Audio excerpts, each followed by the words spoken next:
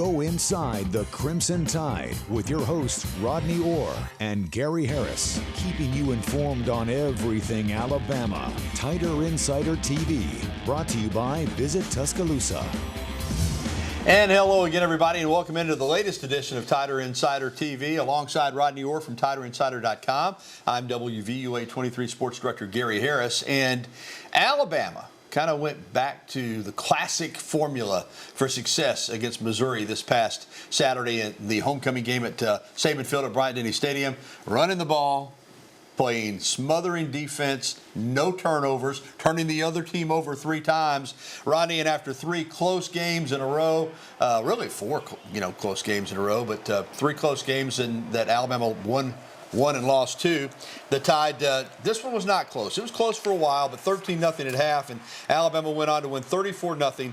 Interesting tidbit here. It's the second shutout of the season. Alabama beat Western Kentucky 63-0 in the season opener, but the first SEC shutout since Mississippi State in 2020.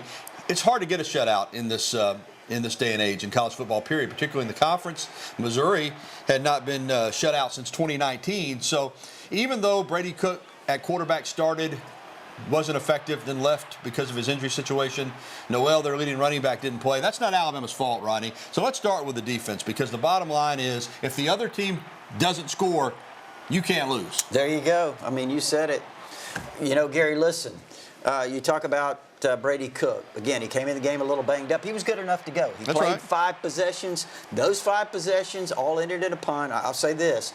I'm not really sure if Brady Cook would have been completely healthy. It would have made a big difference because Alabama was getting a lot of pressure on him.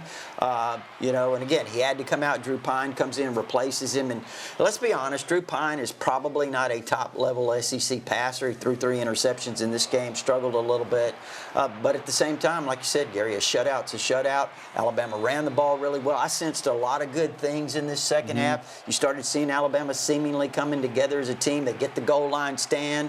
That really, I think, showed a lot of pride down there near the end. So I thought a lot of positives from this game. Yeah, absolutely. And you hold a team in the SEC to under 300 total yards. You don't let them score. This defense has been up and down, but I thought, Rodney, in this game, it just seemed like, it wasn't like they were throwing exotic blitzes. They just beat the guy at the line of scrimmage. I thought the defensive line might have had its best game overall in terms of run fits and also consistently pressuring the passer. Yeah, and Missouri had 167 yards rushing, but a lot of that came late when Alabama had already substituted. Then, of course, Alabama brings back in their starters and shuts them down there at the goal line. But I agree with you. I thought Alabama from front to back played extremely well on defense. They only gave up 239 yards total. Missouri only had 72 yards passing. So, but when you look at the flip side of that, Alabama's offense, like you said, no turnovers. We talked about this repeatedly. What's the big thing, not only offensively but defensively, that Alabama has to do? Avoid the mistakes, the miscues. That's the thing that they did in this game, and I think that's why you see the game turns out 34-0, is Alabama played a much cleaner game. Let's talk about that running game. 486 total yards, but 271 yards on the ground, Rodney. This is something that had been missing, and it was all of the running backs. Obviously, Haynes and Jam Miller led the way, but Richard Young got in and busted a big one, and they ran hard. Miller always runs hard, but Haynes had that 35-yard run where he just trucked the guy. I don't know. It just seemed like they knew they were part of the game plan, and after a slow first quarter, they really got cranked up. Yeah, I think you're right. I think they continued to run the ball. Again, Haynes only got 8 carries, but 79 yards. Jam got 11. He had a couple of touchdowns. This is a great run right here. As you see, his best run of the year by Haynes. And a lot of people were talking about, Gary, hey, he's running soft. Well, that wasn't soft. He trucked that Missouri defender. But Milroe got involved. Obviously, his legs, he used them effectively. He had 11 carries, around 50 yards. So thought it was a balanced running game. Yeah, and Jalen Milroe didn't have to do as much in this game, but he ran it 11 times for 50 yards and a touchdown.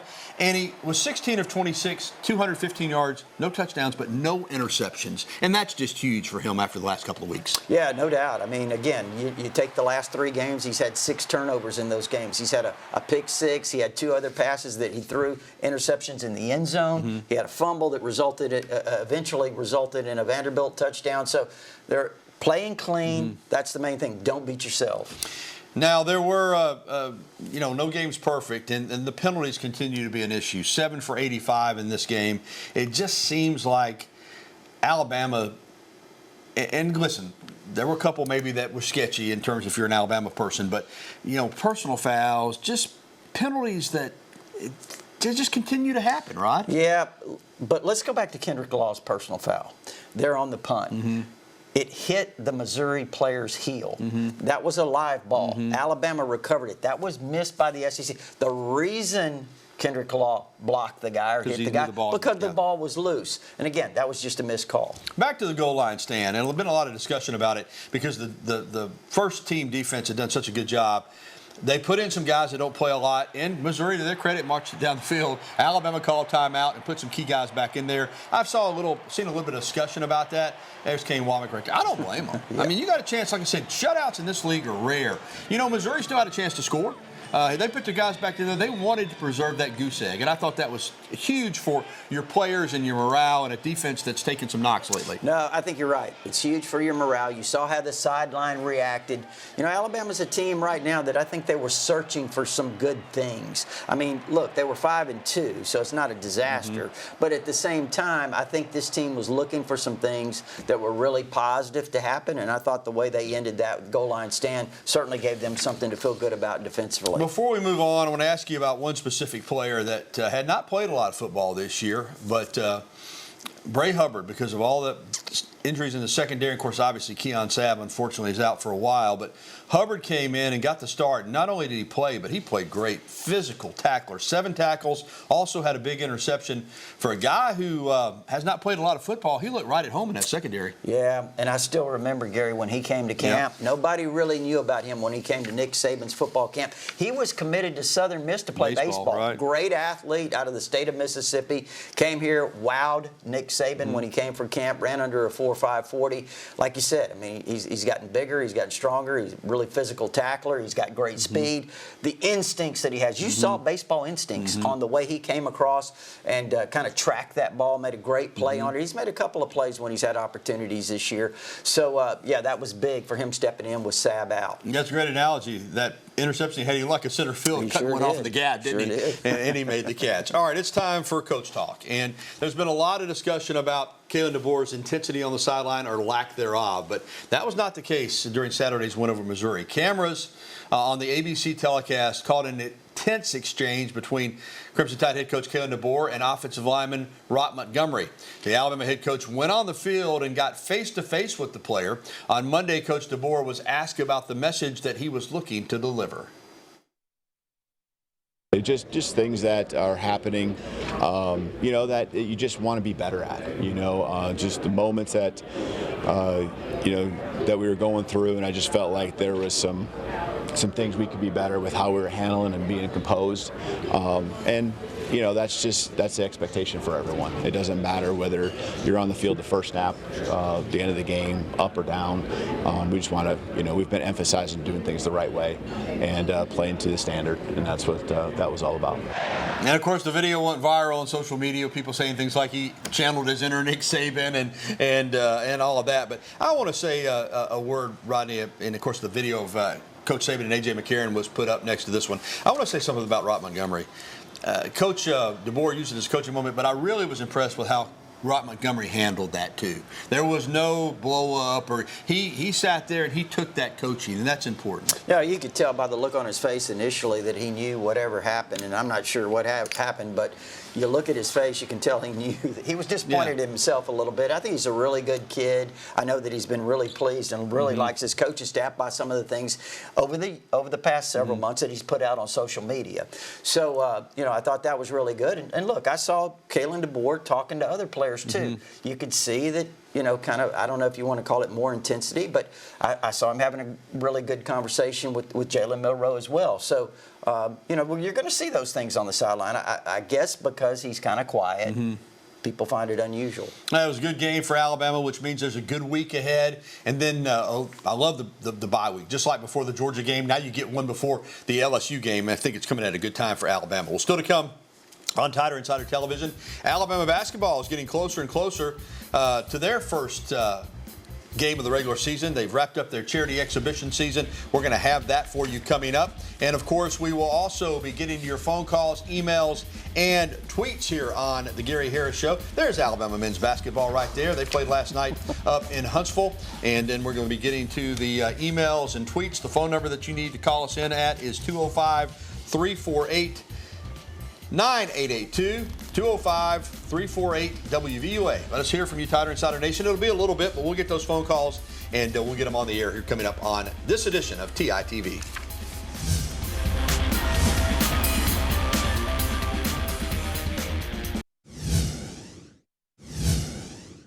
We got a lot of new guys, a lot of minutes. Kind of if you go through the roster and look, I mean, out of the 5 starters, only 1 was with us last year, and then off the bench, Mo and Jaron were with us last year. That was it. I think we needed to get the new guys kind of used to how we playing, but we got to be a lot better in a lot of areas.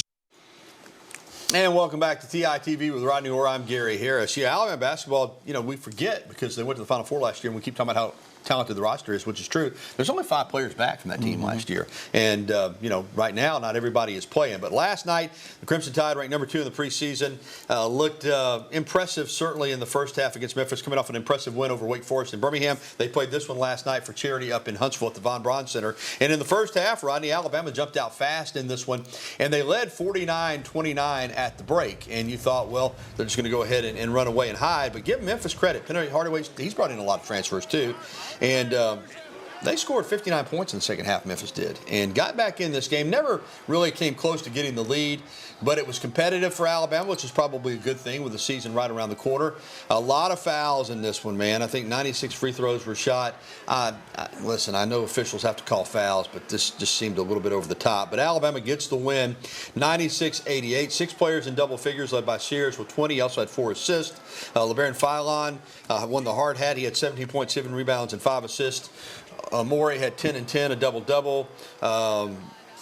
They spread the ball around, and it's a good team. A little disappointed in the second half, and I think Coach Oates was as well. It just seemed like just watching it, Gary, they lost a little focus, lost some intensity there for a while. I know that obviously Memphis cut it to 7 at one point. Alabama kind of padded that and staved them off at the end there. But this team's really talented. What, they play 9, 10? How many guys are still out? 4? Yeah, 3. Yeah, 3? Okay, yeah. So they probably played all 10 last night. And, again, all 10 of them look really, really good. And for a team that's really, like you said, they're new. They're still meshing together. Long way to go. But the turnovers, they have to kind of clean that up a little bit. Tell you a guy who's been playing really well is Mo Diabate. 11 points and 8 rebounds. Yeah. Tough guy. It's improved his shooting. A really good team. Monday night, it's for real when they will host UNC Asheville over at Coleman Coliseum in the season opener. About that game last night, as I said, 96 free throws and 66 total fouls.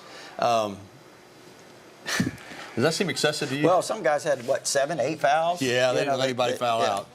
So they just let them keep going. But anyway, this Alabama team is going to be really good. We're excited about next Monday night when the Tide opens it up at home. All right, speaking of basketball, there is a really big basketball events here at UA that doesn't always get the amount of coverage that they should, but the Adapted Athletics program, men and women, multiple national championships, and the Alabama women's basketball wheelchair team got its season underway. We're going to have more on that in a moment. But first, let's talk about the Alabama women's basketball team, as they've got their exhibition game in Coleman Coliseum tomorrow against Columbus State. Alabama's ranked in the preseason for the first time in 25 years, coming in at number 24 in the coaches poll and 25 in the AP poll, 24-10 last season.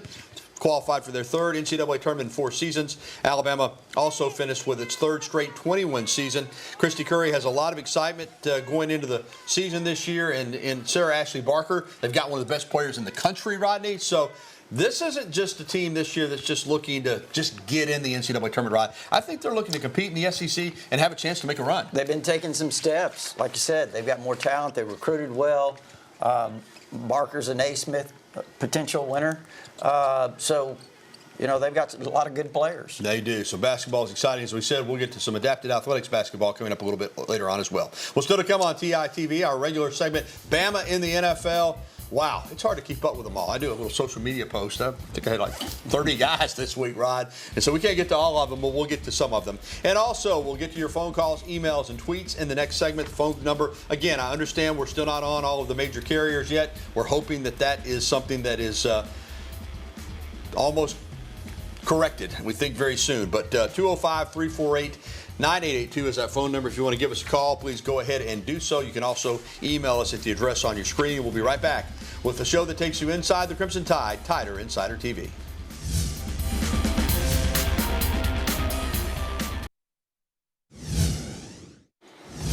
Our Bama in the NFL segment, headlined by Tua Tagovailoa, returning from concussion protocol and played well, 234 yards and 2 touchdowns against the Cardinals in his return. Unfortunately, Miami lost a 28-27 game to Kyler Murray and the Cardinals. Jahmyr Gibbs is explosive, Rodney. Watch this run right here. This is a 75-yarder. He's a weapon.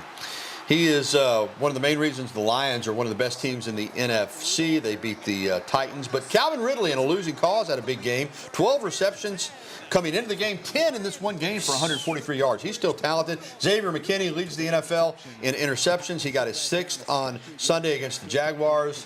Always was a ball hawk, just a big-time safety. And Bryce Young came back and started after Andy Dalton had a hand injury from an automobile accident, threw a couple touchdowns, and threw for well over 200 yards. He did have this pick. And guess who had it? Patrick Surtain. Bama on Bama. We also saw Devontae Smith catch a touchdown against Jordan Battle. Jalen Hurts had a big game. Will Anderson had a sack. So many more. Last night, Najee Harris had his 3rd straight game over 100 yards, Rodney. Bama in the NFL. I love it every Sunday. I don't really watch games now as much as I just track guys from Alabama. Yeah, well, it'll keep you busy. Yeah, right? Coach Bryant used to do that. Yeah. There's a video of him and Mary Harmon, a film clip from the 70s. They were watching the Dolphins because they had Baumhauer and Nathan and a number of former Dolphins. Yeah, the Dolphins. I mean, you got to see several of them. Don McNeil. Yeah, Don McNeil. So Coach Bryant used to like to do that. All right, it's time for phone calls and emails, and we're going to lead off tonight with Rusty down in Demopolis. Hey, Rusty, welcome into TITV. Hey, man, how y'all doing tonight? Doing great, man. All right, good deal.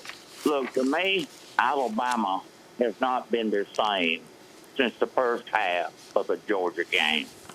Now, I know Milroe here lately, he's been like a step off or half a step off on this passing. And something else I want to ask about. A number of years ago, we used to do these jet sweeps. We did these slants. They were always money makers. I mean, every time we would do them, we would wind up probably getting points. And there's something else to think about to me. Kirby Smarts even said this. Kirby said that Milroe was the best running back in college football. Why don't sometime we think about putting Simpson in? Simpson's pretty good at throwing, and have Milroe as a running back, and that'd be like a 3-op. Or is he going to run it, or is he going to throw it? Yeah. Rusty, you make some good points. I'll say this. I think when Kirby said that, he certainly was paying Jalen Miller a compliment, but I think he means in terms of, how difficult he is to prepare for because he can run it so well from the quarterback position. If you put him at running back, then, yeah, he's still a good runner, but it kind of changes the way you prepare for him. So, yeah. But I think you're right on some of the jet sweeps and slants. But I tell you this, I thought the offensive game plan against Missouri was really good. And the good news is, you mentioned the game against Georgia.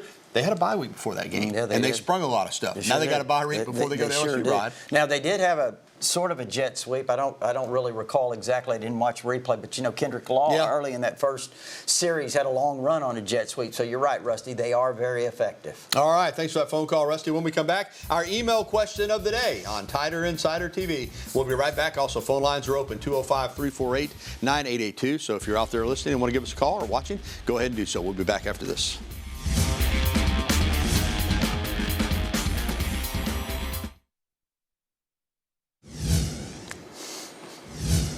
Mentioned this earlier, the Alabama women's adapted wheelchair basketball team opened its season this past weekend in Arlington, Texas. Played 4 games, played UT Arlington twice, who they defeated last year for the national championship. And they also defeated Arizona and Illinois and split with UTA. Alabama finished the weekend 3-1. They'll be back in action at Wisconsin Whitewater on November the 22nd. All right, welcome back in. It's time to get to our email question of the day. And our email question of the day is brought to you by KDM Service Corporation. When it comes to heating and air conditioning, KDM Service Corporation serves your family like our family. How can the SEC think an Auburn Basketball PA announcer can be impartial as a referee at an Alabama game? That's from James in Tuscaloosa. All right, Rodney, this is making the rounds that one of the officials in the Missouri game is the Auburn Basketball PA announcer. I haven't done any research on that. I can't confirm that, but it is out there. And I know there is a conflict of interest as far as if you played at a school and you're like David Smith, for instance, that former Alabama quarterback, you can't do an Alabama game. Again, I haven't spent a lot of time on this, James. Robbie, I'll turn to you. It does seem like that could be a conflict. At the same time, you can be affiliated with a school in some degree and still have a job to do and do the job, yeah. I think, impartially. Yeah. I think it's Chris Conway's his name. Okay. He supposedly is a PA announcer for Auburn. What, basketball? Is that right? That's what I've read. Yeah. Like I said, I haven't looked into it very much. That's a supposed story. And again, it is a little odd. But at the same time, David Smith, as you mentioned, former Alabama quarterback, I've seen him refereeing Auburn games. Yeah. So it happens. Yeah, it does. Thanks for that email of the day. All right, let's get to another email question while we've got time here before we get to the break. And this one is, we're working on it, do you know when Cole Adams will be back? Larry and Hoover. Rodney, I'm hearing, again, just hearing, not confirming, that he's not out for the year, but he is dealing with another injury. Yeah, and again, I don't know because nothing official's been said. You're hearing one thing, I'm hearing another. I mean, who knows? So I don't want to say he's out for the year when nothing official's been said, but we know he's going to miss some time. All right. Well, thanks for the phone calls and the emails on this edition of Tider Insider TV. We've got one segment to go. Unfortunately, we don't have to make game picks this week, but we will do that next week for the LSU game. All right, we'll be right back to wrap up this edition of Tider Insider TV after this. Former Alabama golfer Justin Thomas has 15 PGA Tour wins in his career, but he hasn't won in 29 months. But he almost did over the weekend in Japan at the Zozo Championship. That was his final round. He just couldn't get a putt to drop. He still finished tied for second, one shot back of the winner. All right, that's going to do it for this edition of TITV, brought to you by Visit Tuscaloosa with Rodney Orr. I'm Gary Harris. We're going to leave you tonight with some video of Alex Reese, former Alabama basketball player from Pelham, getting his first ever NBA points for the Oklahoma City Thunder, and they gave him a game ball for it, too. Way to go, Alex. You can catch a replay of the show tonight at 10:30 on WVUA 23. Good night.